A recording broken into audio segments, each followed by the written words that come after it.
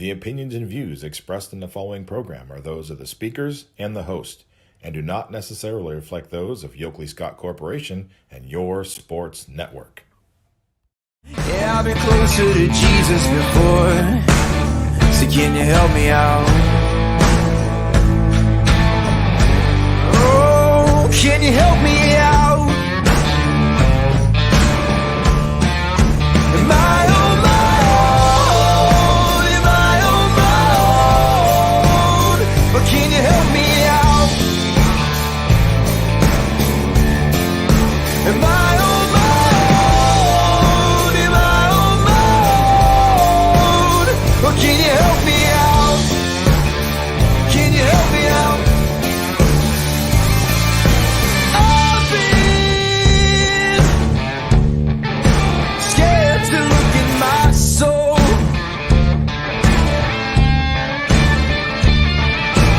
I've been afraid I would follow the road. Yeah, afraid of the things I've been told.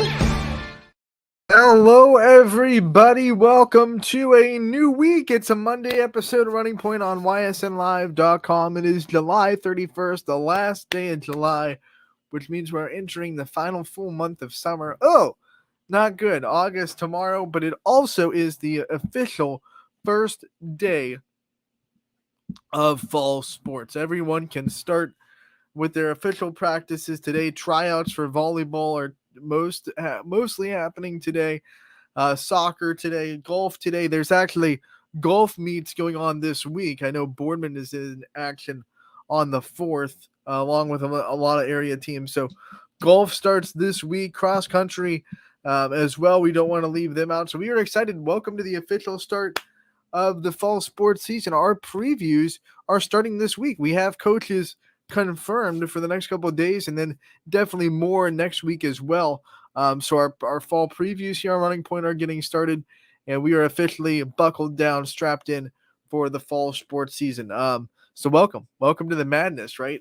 We had our first Ysn Academy over the weekend. We'll talk about all this stuff a little bit later, but first, we still got stuff going on. We still have baseball and softball happening because we have really good teams in the area that are going and kicking butt. A lot happened over the weekend, actually. A lot of stuff that was outside of, not outside of our coverage area, but, playing outside of our coverage area. A lot has happened since the last time we talked, right? We went off the air at 2:00 on Friday. We were previewing the Austintown Softball Regional Championship.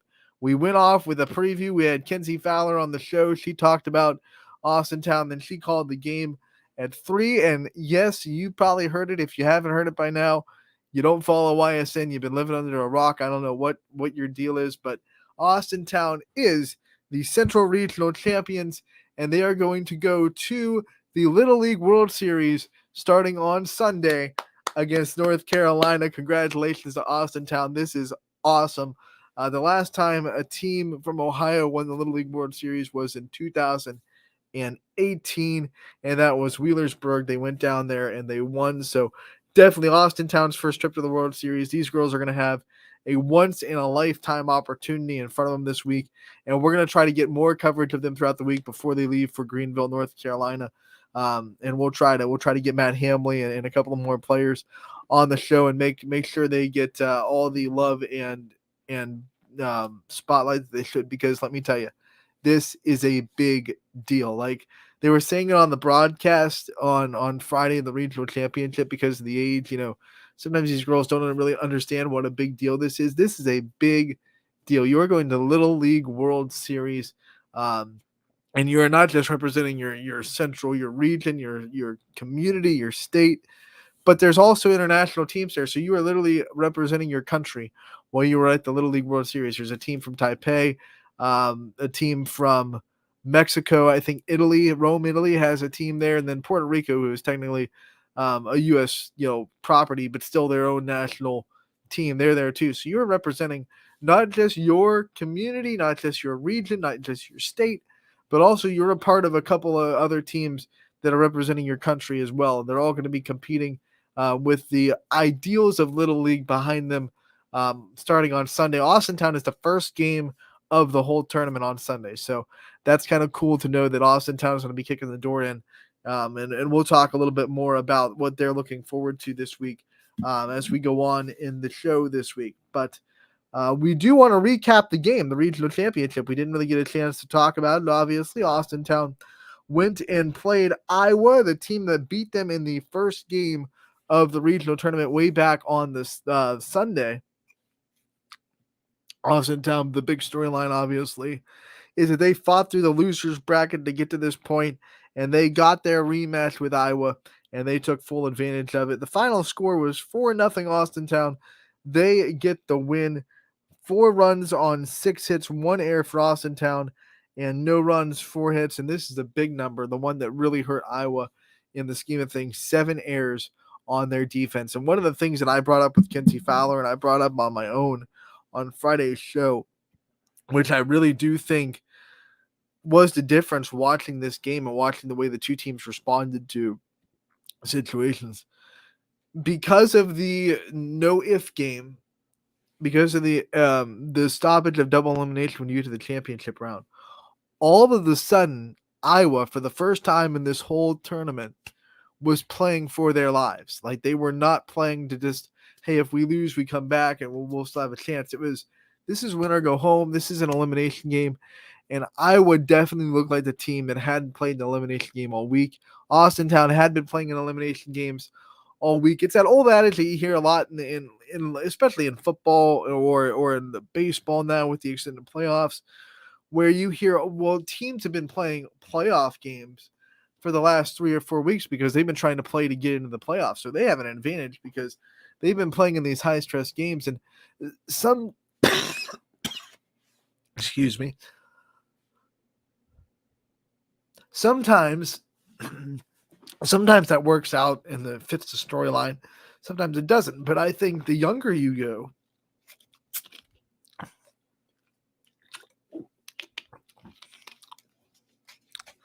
apologies there, but I think the younger you go, the more true that these little, still got the tickle, these little sports cliches are.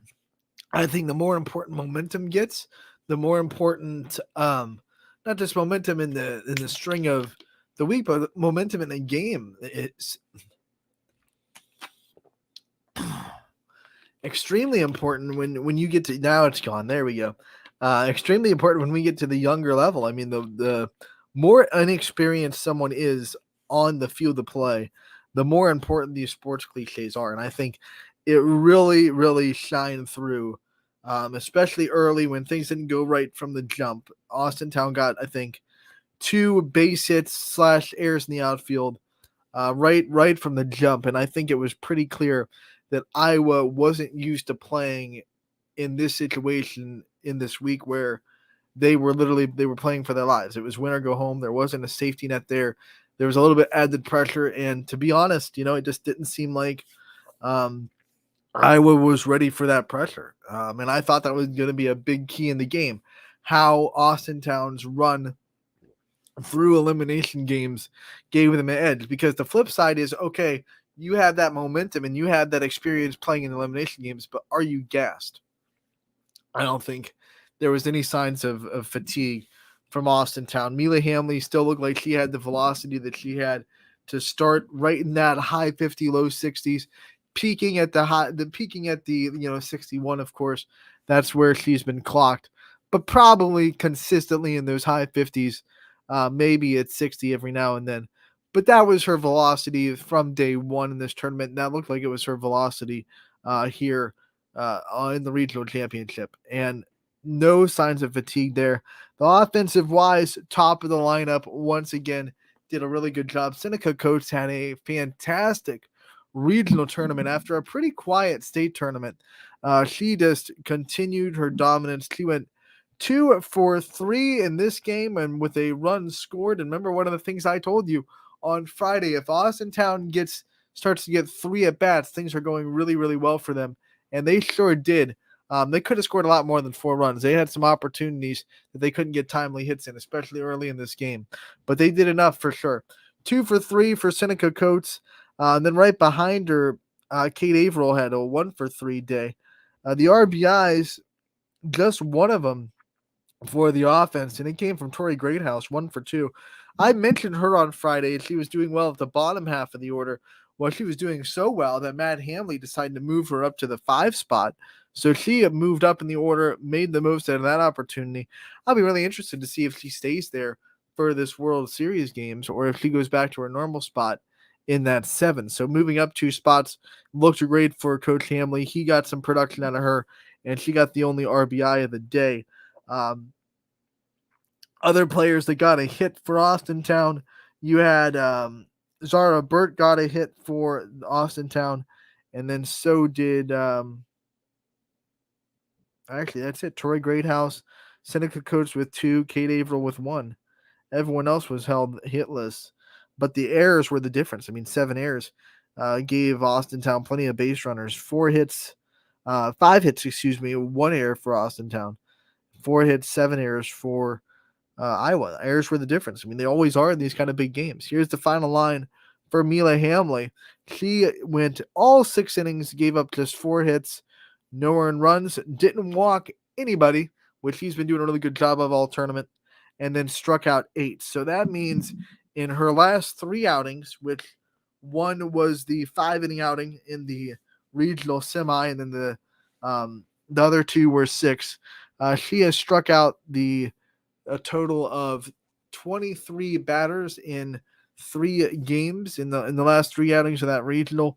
She really stepped up big time, and no shocker there. She's one of the she's going to be one of the most talked about players in this little league tournament when they're going on. They're talking about it. I really thought it was really cool to see Michelle Smith in the studio for ESPN talk about Mila Hamley. Obviously, she's the one that calls the World Series Championship Series. She's the biggest analyst that ESPN has. She is the A-list analyst, and to see her in the studio kind of break down Austintown's game was very fun. And I believe the World Series is going to have her and Amanda Scarborough both in the booth, which is one of the many things I'm excited about this weekend. We had Amanda Scarborough on YSN a couple of years ago. That's an interview that I'll never forget. You can check it out on the website. But seeing them in the booth and being able to hear them give a great opinion on our local athletes is going to be softball junkies' dream. So Austintown wins 4-0. Just to recap that, and they will move on to the Little League World Series on Sunday. Is their first game against North Carolina. All the games will be on an ESPN family of networks. You can also watch them on the ESPN app, but I believe all of them will be on either ESPN or ESPN2, and then the championship game, of course, will be on ABC. So you won't need the ESPN Plus subscription anymore to watch these games. They should be on your normal ESPN channels if you just have that set up. But nowadays, honestly, if you have Hulu Sports with ESPN, if you're a streamer, if you've cut the cord, you should have ESPN Plus anyway. I think most of those streaming services, when you buy them and you get the ESPN package, it comes with ESPN Plus as a bundle. So, but if you don't and you miss these regionals because you only had ESPN or ESPN2, then you're in luck because you'll be able to watch these games. And then if you don't have any of them and Austintown makes it to the championship, you'll be in luck again because for the first time ever, the Little League Softball World Series Championship will be on network television, ABC. So that's exciting as well. So not the only big news, though, that we had on the diamond over the weekend. Austintown was just the start because obviously we had the 16U Colt baseball team from Youngstown playing and the 18U and the Palomino baseball team playing. More games for 18U. We'll go over their weekend first. It started Friday night and a lot of offense in their first game. And I think it kind of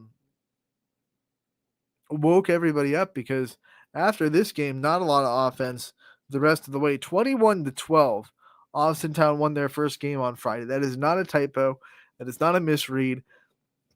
That is a big number for baseball, but that's where Austintown gets the win over Palmview, excuse me. I don't know why I said Palmview, Texas. A lot of offense, 4 for 4 day at the top of the lineup for Lafferty. He had 3 RBIs, John Chalice went 2 for 4 with a pair of RBIs. 4 RBIs for Ben Slanker. No shocker there. He went 2 for 3. I mean, you look at it, only 3 players in the lineup didn't have a hit. And 1, 2, 3, 4, 5, 6. 6 players had multiple hits. Just offense everywhere. And you look at if we look at the breakdown of where the runs were scored, I'm stuck on softball.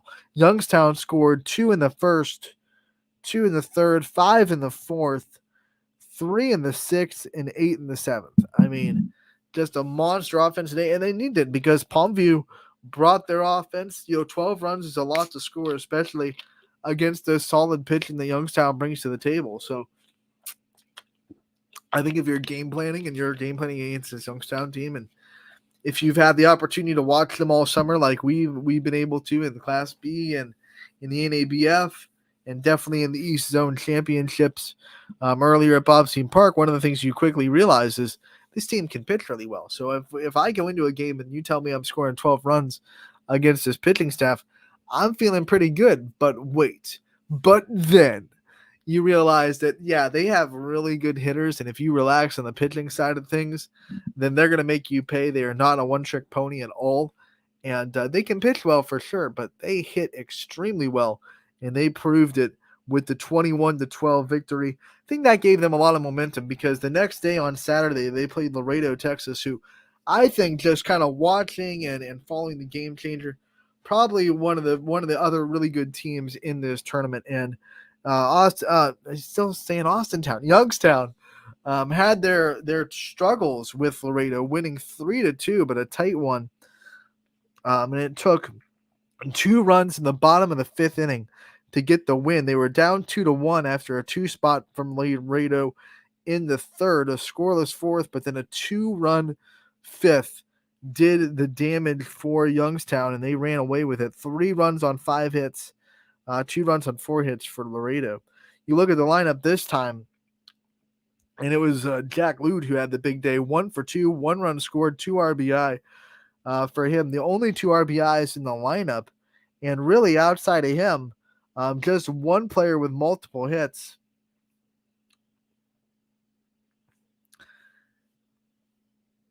And it was, I lost my spot. Hold on. It was Owen Henney that had the multiple hit day for Youngstown on Saturday against Laredo. He went 2 for 2 with a walk drawn perfect at the plate there. So timely offense in really good baseball games can be the difference. Pitching was great for Youngstown as they got a complete game effort.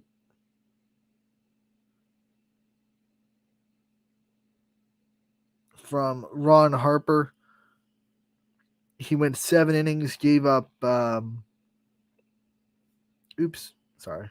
I keep clicking. My thumbs are too big today for some reason. He went 7 innings, gave up 4 hits, 2 runs. Both of them earned, walked 4, struck out 3. So a big day for him. That was not the end of their weekend. They had to play Laredo, Texas again late last night, and this was for a chance to get into the championship. And it was a walk-off 4-3 victory that got it done. 3 runs in the bottom of the 7th to make it 4-3. Youngstown gets the win. After 6 innings, this is how wild the 7th was, guys. After 6 innings, this game was a 1-0 Youngstown lead. Everything was just going our way. We were strolling. The pitching was working. And then all of a sudden, 3 runs spotted in the top of the 7th for Laredo, Texas. And the way this game was kind of developing, you thought, man, a 2-run lead just feels insurmountable almost because we couldn't get any offense going up to that point. We just had the 1 run that was scored in the 3rd inning. And but Youngstown, this is how we do it. This is Grit City, right? This is back against a wall, hands behind our back. We can just get the job done when you think we're out of it. It's a perfect caricature of Youngstown, right? We're down by 2, and here we come with 3 runs in the bottom of the 7th to win it. and it was a big hit. I want to make sure I get the. It was a big RBI triple from Lute, who we talked about in the last game. He triples in 3 runs to right field after the inning started.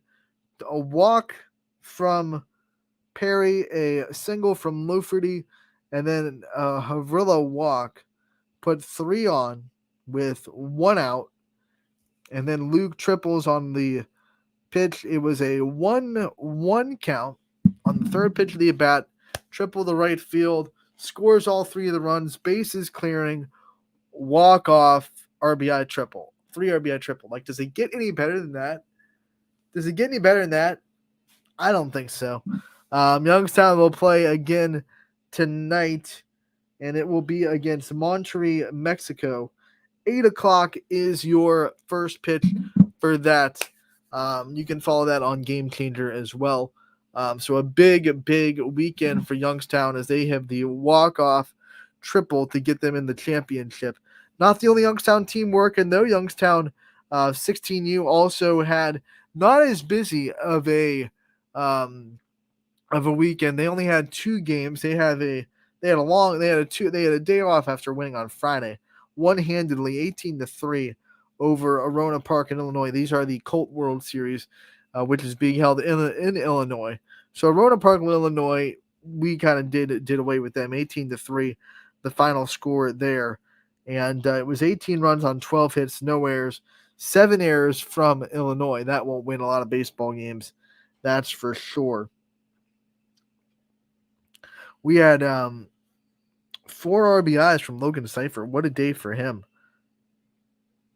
And that's a guy that we talked about a lot during the Class B season. And, when you're having a good summer, you're having a good summer. 18-3, they got the win. Then last night against Marion, Illinois, it was an 11-3 win that Youngstown got. And once again, 11 runs, 13 hits. So you look at that combined in 2 games, we've had 25 hits total in 2, and 29 runs. That's a big offensive output. This time, it was Wallace that had the big day, 4 for 4. Ooh, 3 RBIs. Nice day at the plate. And anytime your last name's Wallace, Dawson's Creek, whatever you want to call all the funny headlines you can have. I am Dawson Wallace. He goes 4 for 4. Youngstown has 2 runaway victories to open their Colt World Series, I should say. So a big weekend for them. They are back in action tonight as well, and they will play at 9 o'clock p.m. So 2 late night baseball games.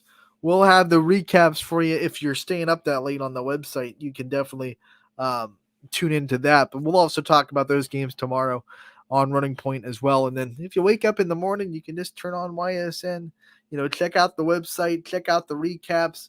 But if you don't want to do that, you want to hear someone talk about it, you can definitely tune in to Running Point tomorrow. We'll have a lot of coverage of those 2 games as both Youngstown 18U and 16U in action tonight in the Palomino World Series in Texas for 18 and the Colt World Series, in Illinois for 16. So we're excited. We have 18U baseball in action in a World Series. We have 16U action in Colt in a World Series. And then, of course, we have the 12U softball in action in the Little League World Series. We could not be more excited. What a way to kind of put a bow on the, I guess you could say, the 2022-2023 sports season, because after these 3 teams are done, that's it. That's the transition right into fall sports. So that'll be the start of the 2023-2024. So we have 3 teams left here going into the month of August, which is awesome. And we can't wait to continue to cover them and continue to see what great things they're able to do in the next week. And once again, 18U in action tonight at 8 o'clock in Texas against Mexico. And then we have the 16U tonight. I don't know who they're playing. Unfortunately, I'm going by Game Changer, and the Game Changer just says TBD. So maybe they're waiting for a game to go on today to find out, the winner of a game that's in the game, but the 16U does play tonight at 8 o'clock. So 9 o'clock, excuse me. 8 o'clock for 18U, 9 o'clock for 16U. 16U is in Illinois, so that'll be 9 o'clock our time, 8 o'clock Illinois time. Same thing for Texas, the Palomino World Series in that central time zone. So it'll be 8 o'clock for us, but 7 o'clock start for them. We're excited for that. We can't wait for that. It was a late night last night. They went well after midnight Eastern to get that walk-off victory 4-3 to get themselves in this championship game on the 18U side. We're going to take a break. When we come back, we'll have more Running Point for you on Running Point, brought to you by, of course, Greenwood Chevrolet in Austintown, and we'll hear from them and a lot more on this commercial break, and then be back with you for more of Monday's episode. 21 News delivers the news as it happens, using the latest technology from where it happens. Live here outside the Mahoney County. On air, online, Wednesday afternoon weather update. Very dangerous. and on the 21 News social media platforms. I'm on the road right now. 21 News, the Valley's only locally owned source for trusted news since 1953.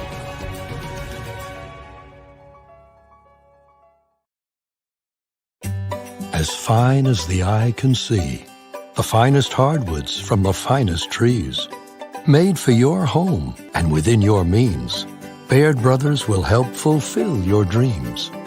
Let life and light come shining through in quiet morns. And heavy traffic, too. Find your easy-to-afford fine hardwood floors and doors and more at BairdBrothers.com. Every customer has a story, and at Greenwood Chevrolet, we are committed to making sure it ends with you in the right vehicle. I get to be part of somebody's adventure, whether it's buying a car for the first time, helping them get approved, or finding the perfect car for their budget. I'm proud that people trust me with their finances. They trust me to take care of them, and they trust me with their story. I'm Tracy, and I'm ready to go the extra mile for you, only at Greenwood Chevrolet.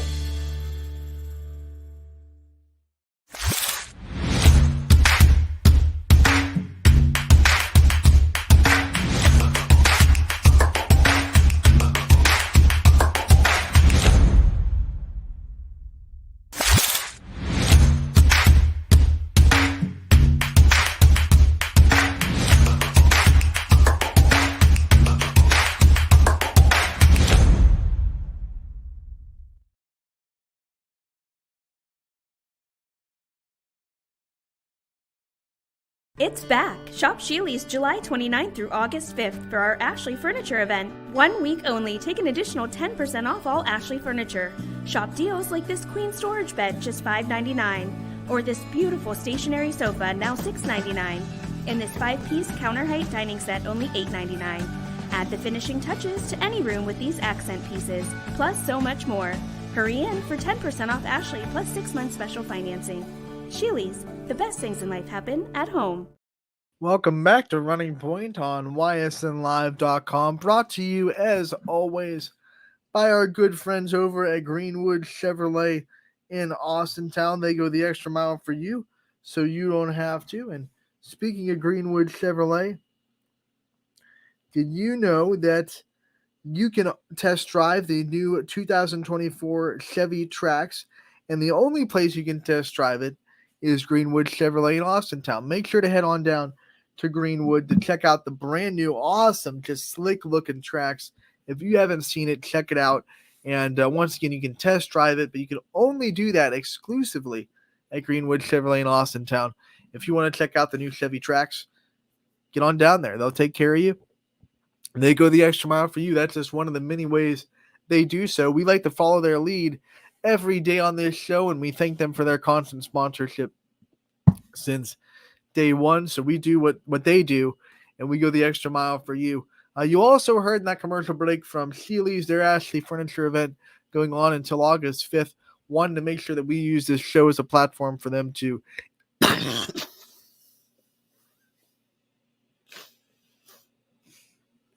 sorry, Sheely's, I was in the middle of your plug, and my body said no. But yeah, the Ashley Furniture event going on until August 5th. Happy to use this show as a platform to get that out to you guys all that are watching. Keeley's is a great sponsor on YSN, and they're having a great sales event going on until August 5th. So make sure to get on down to Sheely's, which has the best Christmas jingle. I am sorry, the best Christmas jingle that anyone in the area ever has had. One of my favorite times during Christmas. I know it's lame. Well, when we start doing, broadcasts and it's getting closer to Christmas, I know that Sheely's Christmas ad is going to come into our rotation.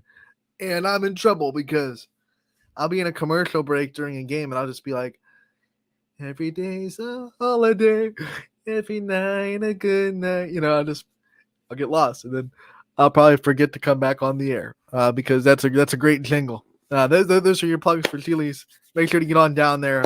August 5th is when that Ashley Furniture event ends at Sheely's Furniture.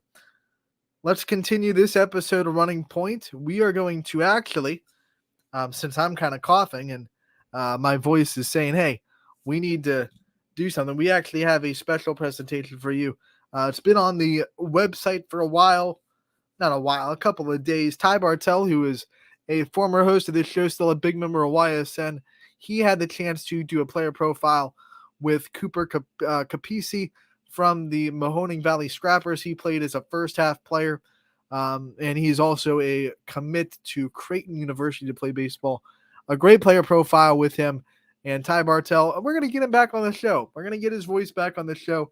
We're going to play his interview with Cooper Capisi of the Mahoning Valley Scrappers here on Running Point. So enjoy this interview from Ty Bartell for the Mahoning Valley Scrappers. Welcome in, everybody. Ty Bartell with Connor Capisi of formerly the Mahoning Valley Scrappers and a future Creighton commit joining me. Connor, how we doing today? Doing great. I'm on vacation right now up in South Dakota. I'm having a blast. Over near Omaha, Nebraska, too. I know is where you reside from, so not too far of a road trip from there.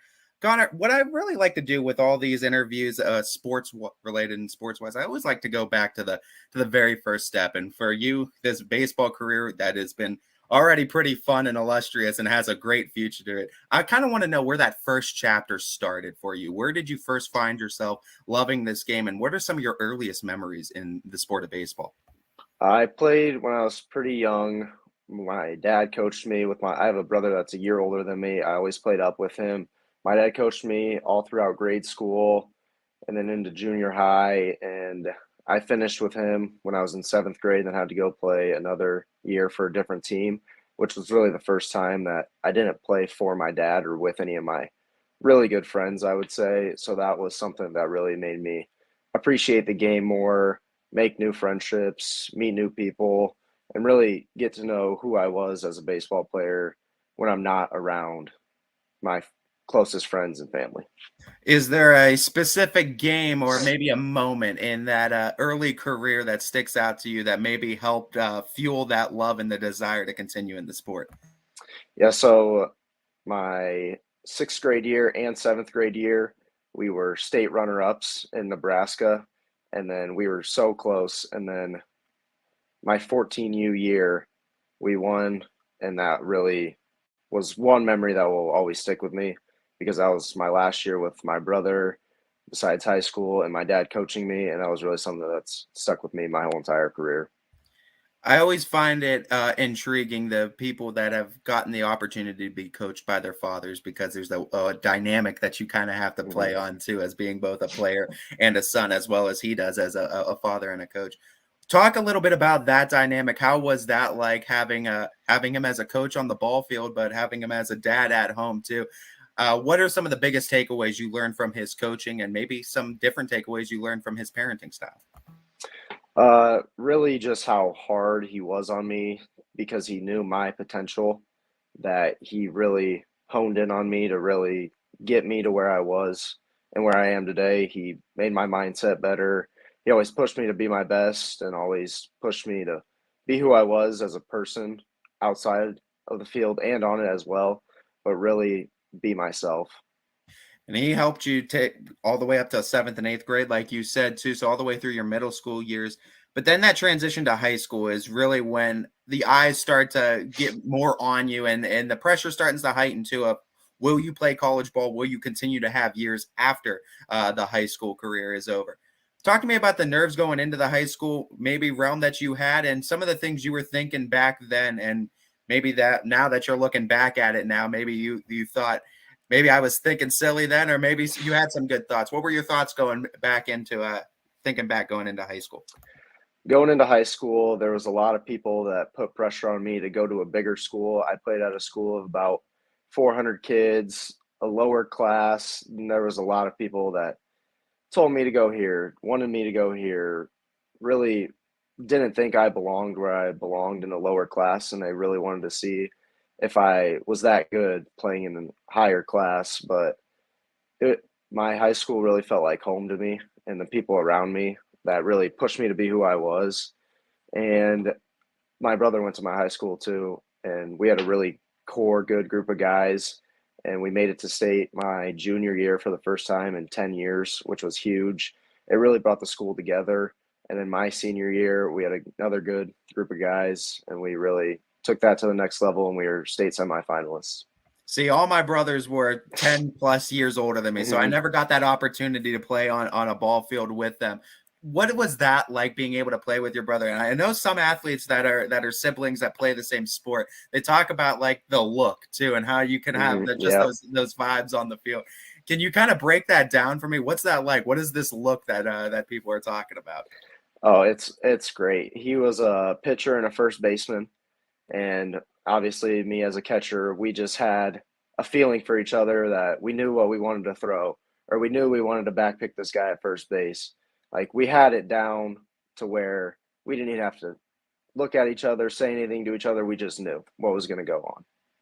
You talk about the dynamic of being a catcher too. I feel like that's one of the most overlooked positions, and you kind of get the bathroom analogy, right? If everything's going right, no one's talking about it, but if there's problems there, everyone's talking about it, right? So when you talk about being a catcher, but you also have experience a little bit pitching, like you said too, on the mound. So what is that dynamic of seeing both sides of the field too? Did your experience as a catcher kind of help you in a pitcher, or vice versa, being able to play both positions? I think it was both ways. Me as a catcher, I'm able to notice what a hitter's doing, what's his weakness, how he's opening up his stance, what to throw. That really helped me as a pitcher to know, okay, I can help my other catchers out and really see what this guy's doing, what's his weakness. And then obviously executing it as a pitcher made it easier for me to do what I needed to do. See, we cover a lot of high school kids too at ysnlive.com. So we always are getting the high school kids that are talking about their experiences learning in the sport too, trying to get better, trying to get to the level where you see yourself now. So in saying this and trying to help them give them some advice, but also giving yourself some advice, look back in the time machine. What would you yourself now tell maybe freshman year Connor Capisi about just the game, developing himself too, and maybe just a bit of advice that would help yourself out back in freshman year? If you really want to get to the point of playing college baseball, you can't let anybody outwork you. You have to go in unseen, untold, and go get your work done. You got to hit, you got to work on your body, you got to work on your arm. I mean, there's a lot of good players in the country, and if you want to be where you see yourself, you really have to work harder than anybody else. Going into the college ranks is always exciting, and I believe it's something like less than 7% of athletes in the high school realm even make it to the college realm. So that's a rarity and a rare feat in of itself. College decision too, and let's talk about that college decision. And I know that it's a Herald school out there in Nebraska as well, so it's a pretty big one when you made that decision. But when you go through all the colleges that you could have gone to and the one you decided to ultimately go to, I guess you're not breaking news with Cretan, we already said it, but when you talk about just picking the colleges too, what was it about them that most drew you to them and said, this is where I want to make my home for the next 4 years? So there was a lot of bigger schools that wanted me to pitch only, and that was something I wasn't willing to do at that time. I really wanted to be a two-way player, be able to hit, and Creighton was one of my 2 offers that really made that evident to me that I'd get that opportunity to do that, and I really took advantage of that. So going from high school senior to being able to say that you're now going to be in the college realms. Let's talk about though the stop now at the Mahoning Valley Scrappers, because I feel like this is always a cool draft league experience talking to these guys that have been able to experience the last few years. Firsthand experience, what was it like for you to be able to play for the Mahoning Valley Scrappers and see levels of competition from all over the world essentially inside that 6-team draft league this year? It was a phenomenal experience. I mean, it's something that I've never done before. Like, I've played with kids older than me, but I've never played with kids that are 3, 4, 5 years older than me, have that college experience already. And I was coming in as a high schooler, and just to be able to gain knowledge from all those guys, what they've seen, what they've heard from their coaches, from them, just what they've experienced, they really helped me get that college experience without being in college and get all that knowledge that they've gained and given to me. What was some of, I guess, the best advice, or maybe just a big takeaway that you got from the management team over at the Mahoning Valley Scrappers, or even just some of the older players like you were referencing? That baseball is a game of failure. You got to move on to the next day. The next day is a new one. And it's really just, you got to wash your mind clean from the day before. If you struggled or if you went 4 for 4, it's a new day and anything can happen. Take me into the locker room and what it's like to be coached under Dimitri Young too, and have that kind of former major league ball player have that experience at the management level too. What was it like being coached and managed by him? He was a great coach, but an even better person. He really wanted the best for what you wanted to do. He was supportive of all your decisions. He really wanted the best for you, like I said. You look at your time at the Mahoning Valley Scrappers. I mean, you talked about it being a good experience, but I mean, you had a great job on the field as well, enough to make yourself into that prospects game. What was that like? What kind of honor was that to be told that you were going to make it to that prospects game and you were going to get spotlighted by some really major league scouts and some really big time eyes to look at you right now at a young age before you even go through your college ranks? It was unreal. For me, a little small town Nebraska kid, to be able to do that was really something eye-opening for everybody at home and everybody out there, just to be around all those guys who were in college, were college All-Americans, playing at Power 5 universities. To be able to play side by side with them was something that I never expected to be able to do. When you talk, I mean, I can already tell that you're a student of the game, and I know you've had experience watching the game a long time as well as playing it. So in saying that, what's your favorite major league team, and what's your favorite major league player that you kind of took inspiration from? My favorite team is the New York Yankees, and this is a little contradicting, but my favorite player is Martin Maldonado.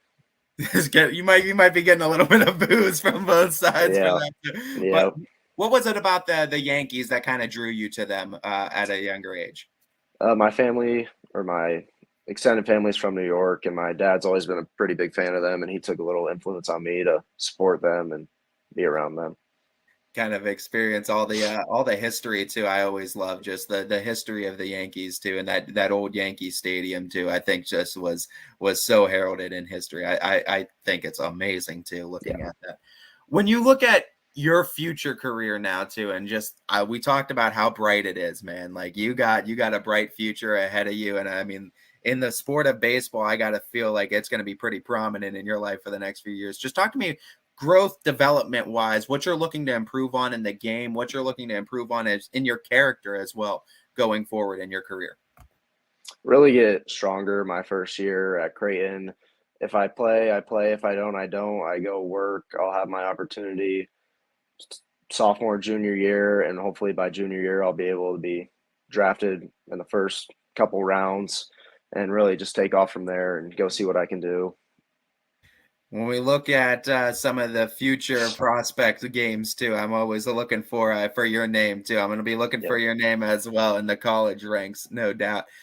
Let's talk about just giving thanks to some of the people that have helped get you to where you are right now. This is the portion of the interview where I just kind of put the spotlight on you and let you put the spotlight on whoever else you want to that helped Connor Capisi get to where he is right now in his career. Definitely my family. My dad was a huge part of all my baseball growing up, and even my mom being there to support, and my other siblings just being there for me and supporting my dream. And then my trainer played a huge part in where I am today.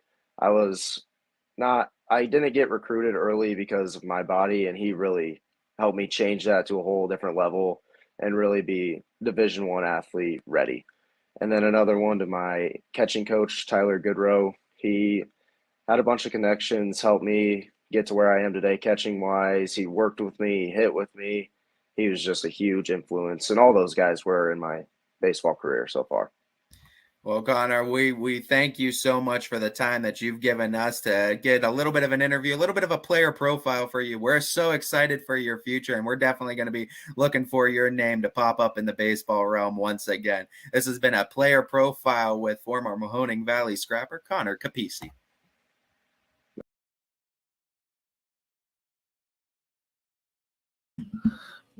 Connor Capisi from the Mahoning Valley Scrappers played in that first half, was a first half player. You're going to see his name pop up at Creighton. He's a Creighton commit from Nebraska. I was hoping for a Royal shout out. You're in the Royals market, but I understand it. You know, Yankees are good. It's okay. We'll live with it. Great interview with him and Ty Bartell. Great to get Ty Bartell back on the show, even if it's a pre-recorded interview. We miss you, buddy. And I always tell him every time I see Ty, I say, hey, door's always open if you ever want to come on the show just for old time's sake and be a part of it. So we miss you, buddy. We miss you, Ty. Come back. One of the things that I want to kind of end this show, we have 15 minutes ish, 10 minutes. One of the things that Cardinal Mooney is having their volleyball team, and I saw this on their Instagram, which I thought was a cool idea, and I want to see more of it. Wednesday, the 3rd. They're having a parents versus players volleyball game, which I want to see so bad. But it sparked my thinking, and I know there are a lot of parents in the Ysn family. A lot of them. We have 59 schools and 68 when you include our organizations that we cover along with the schools. And probably a lot of parents that think they could still go out there and play it up. So this is a shout out to any parent out there, whether you're a volleyball parent or not. If you're watching, which I see some people are, hit the comments live. If you're not, send me a message. I just want to know send me a message on Facebook or Twitter or Instagram or whatever it may be.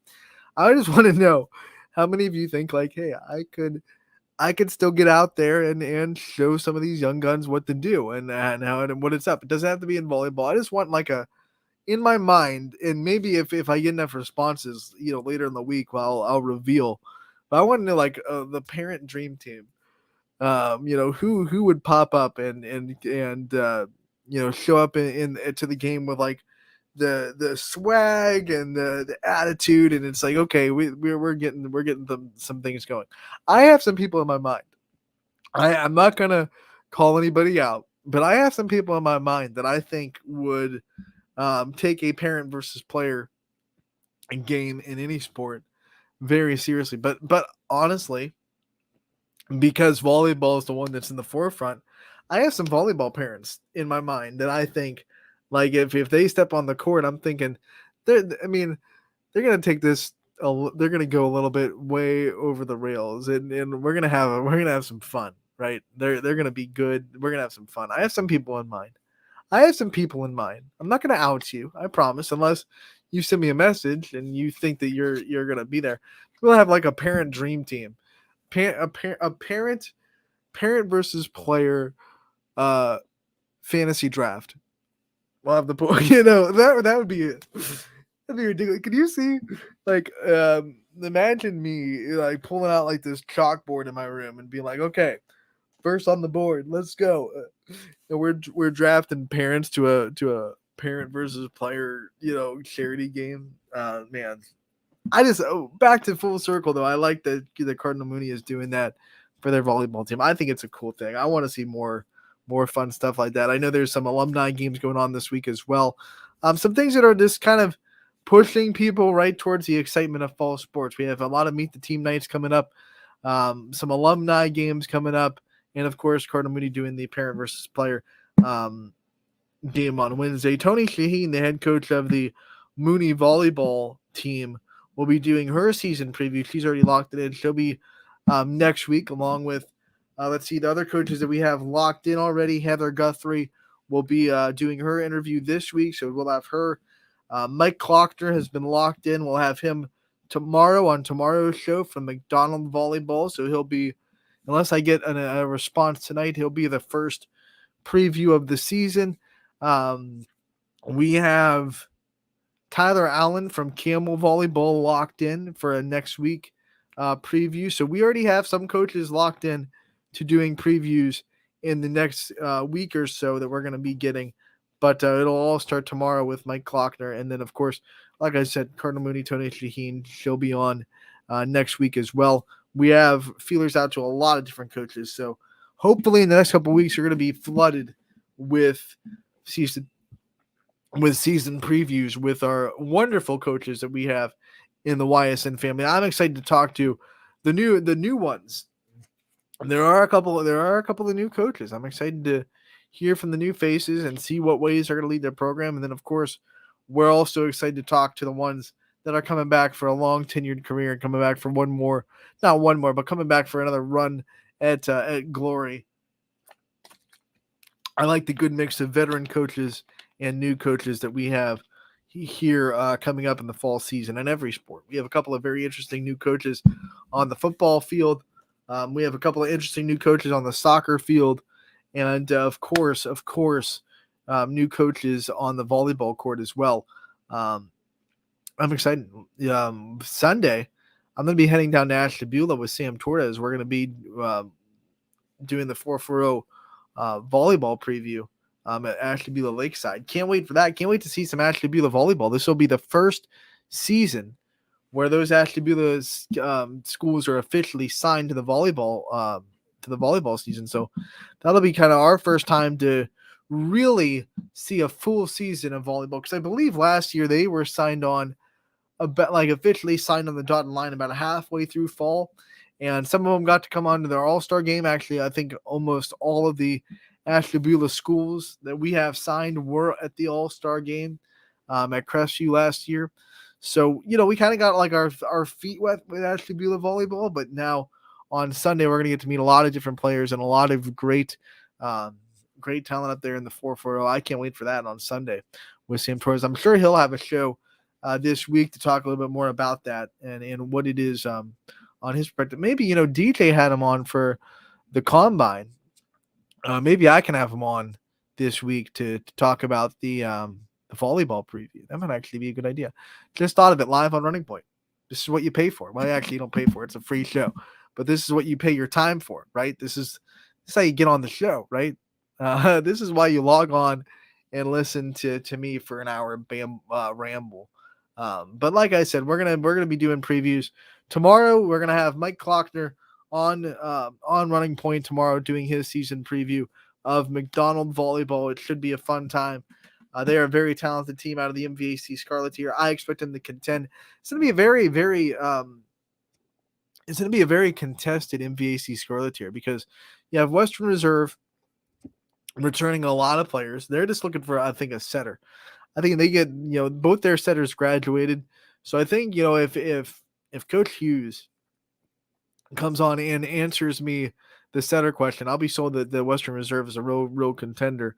Then you have Middle Ridge, who still has Samantha Allett, who I think is one of the best technically sound setters in the area. And setters are like quarterbacks. If you have one of those, you're in pretty good shape. But then they also have great hitters. Ava Hewlett coming back for Middle Ridge, they'll be fine. And then we're talking about McDonald. McDonald has a lot of talent as well, and they're really well coached. Mike Klockner is a very, very good volleyball mind, and they're going to be just as good as they were last year. Some injuries plaguing them halfway through the season, kind of stumbled a little bit. But one of their seniors that graduated that they're going to have to replace, Maria Rizal, stepped up in a big way last year, kind of running into that setter position after their starting setter went down halfway through. And they transitioned pretty well. But now they're going to have a whole summer to figure out what they're going to do. And they're going to be able to come into this year with a healthy 100% roster. So can't wait to hear what McDonald Volleyball has in store. I'm excited for this volleyball season. I really am. We have a lot of good players on the network, like we do every year. We have a lot of exciting programs and a lot of good coaches. We have good coaches in every sport. Volleyball is no different. Alicia Hour leads the way a lot of the time with her Crestview program and almost a dynasty that she's been able to build at Crestview. But then you have Phil Walters from Girard, who's just a volleyball guru. Heather Guthrie, of course, is dominated at Lakeview. We have a lot of good coaches. I'm not naming all of them, of course. There's so many good coaches that we have. And I can't wait to talk to every single one of them at some point this season about their program. So that'll do it for today's episode of Running Point, though. Thank you so much for tuning in. As always, we were brought to you by Greenwood Chevrolet in Austintown. Go check them out, and we will see you on tomorrow's episode. Brought to you, as always, by Greenwood Chevrolet. Have a good night. Good luck to both Youngstown 18